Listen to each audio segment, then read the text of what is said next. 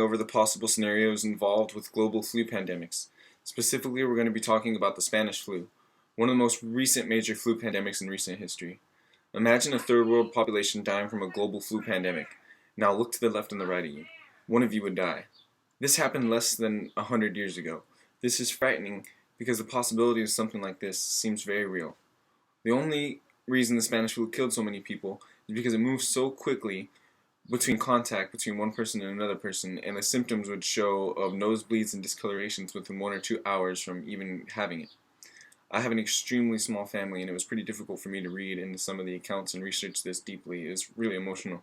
I feel like every aspect of history is important, though, and we could learn from everything that we take from this. Anyone like me who has taken a requirement biology course at Citrus or any college for that matter know how serious a flu or a virus is in general and how it affects the body. The Spanish flu, compared to general flu strains, is like a super virus, and it can literally like mutate and spread between people airborne within like go through countries in minutes, which is how it happened in the early 1900s.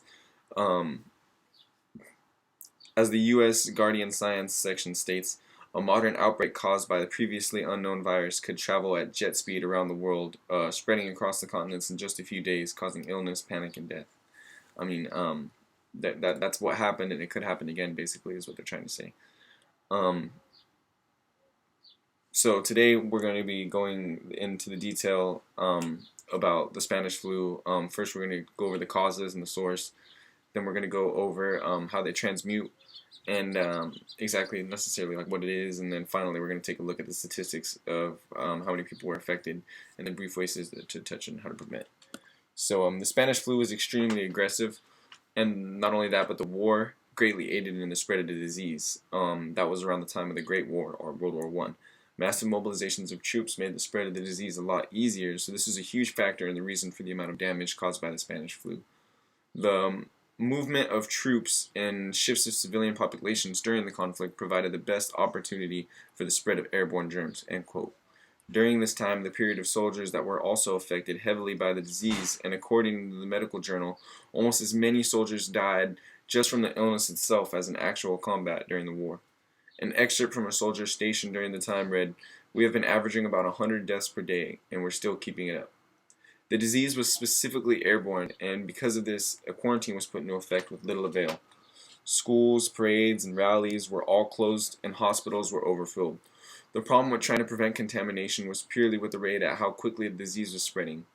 On August 31st, 1918, there were 106 cases on a Navy ship, and by late September, just a month and a half later nearly, the U.S. Massachusetts City was hit with over 85,000 cases.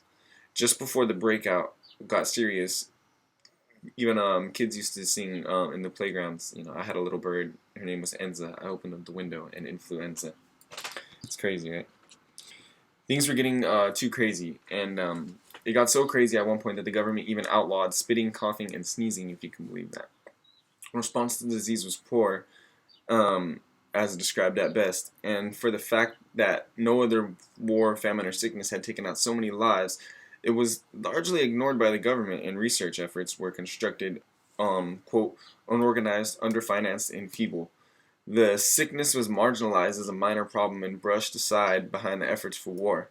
Scientists can try to identify the specific strain of influenza to develop a defense, but health science at the time was incredibly limited, and we're now equipped with much more knowledge about the disease and how to defend against the virus and its various strains and forms.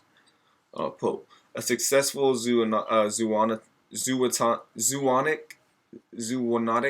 pathogen, that's a hard word to say, zoonotic pathogen manages to jump from animal to person, invades their cells, replicates it, and then finds a way to transmit it to other people. Working out with pathogens, which pathogens will make the leap, is a process called spillover, and it's not a very easy process for scientists. This means that although we can enjoy the comfort of modern advanced health technologies, the rate at which these pathogens can spread is still a substantial threat even today. So what can we do about this, and how bad was it really? The influenza pandemic of 1918 killed more people than any other epidemic recorded in history, including the bubonic plague, end quote. In places like America, 1 in 4 people died. In places like Spain, almost 80% of the entire population was affected. One famous account read, "It takes special trains to carry the dead. For several days there were no coffins, and the bodies piled up something fierce. We used to go down to the morgue and look at the way the boys just laid out in long rows. It beats any sight we ever seen in battle. We can rest assured today, knowing that similar aggressive virus might not do as much damage because of the medical advancements we have, and because of the state of the war at the time had a significant increase on the impact of the disease." Another source states that a virus may have been a strong combination of avian and swine flu. Therefore, separating pigs and fowls at live markets may be a sensible precaution. Conclusion.